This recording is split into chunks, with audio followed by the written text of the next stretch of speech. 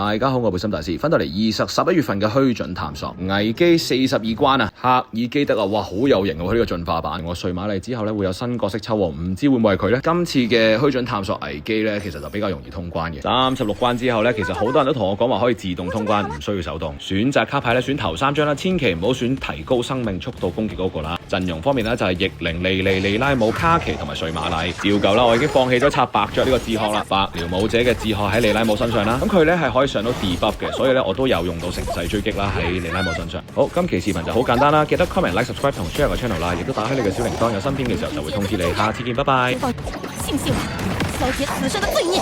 我可以的，上吧！灵火剑舞，止步，变三，我会处理。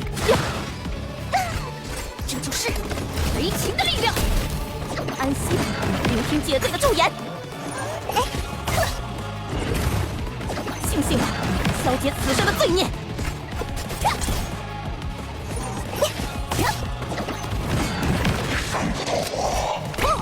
我来做先锋，瞧我的！